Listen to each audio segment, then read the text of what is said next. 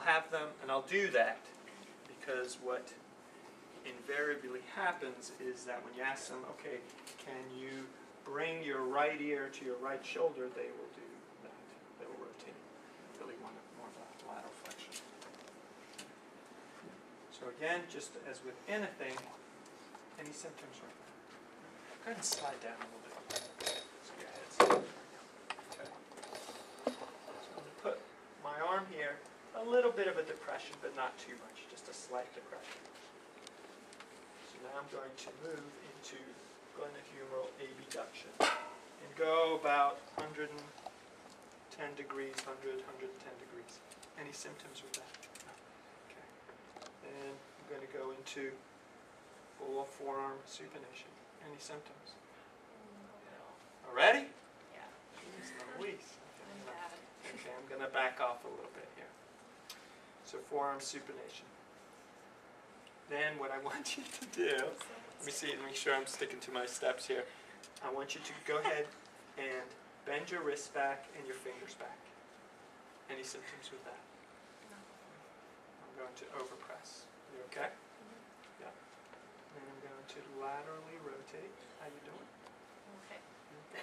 I know it's coming. So. It's good. So lateral rotation of the glenohumeral joint. And then I'm going to take her into elbow extension. Ooh, boy. Okay, resistant. How you doing? It's getting worse. Getting wet. And now what I want you to do is bring your right ear towards your right shoulder. Symptoms same, better, or worse? Same. Left ear towards left shoulder. Same, better, or worse? Better.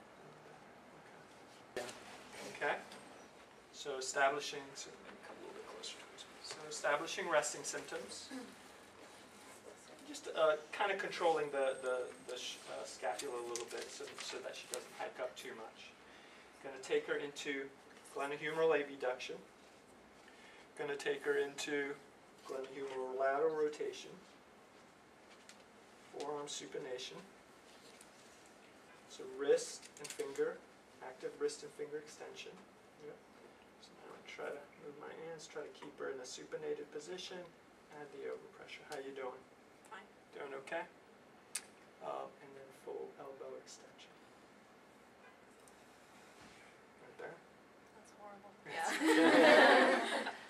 I think Okay. this one's worse than this. Yeah. So you want to test involved to uninvolved sides. So what am I looking for with this? Reproduction symptoms, comparable sign? Trying to reproduce the comparable sign. What else? Stretching. We're trying to reproduce whatever their comparable sign is. Okay.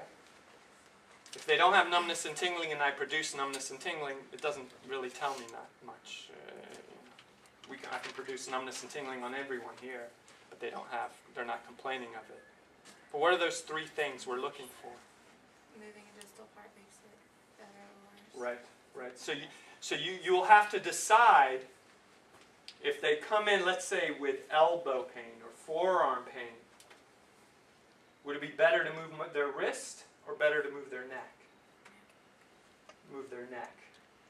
Because with the wrist, I'm involving the forearm in this case. So it's not a good way of being able to moving a distal component and assessing the symptoms. So if her neck changes her elbow pain or forearm pain, that's going to tell me probably something going on with the dynamics of the nervous system.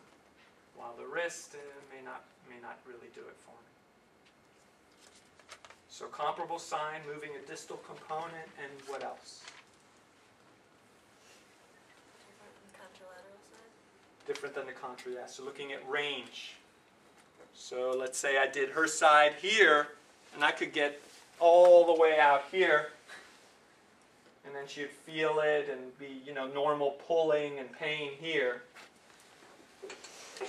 But I go on this side, and I can only get elbow extension out to here, and that provokes her same.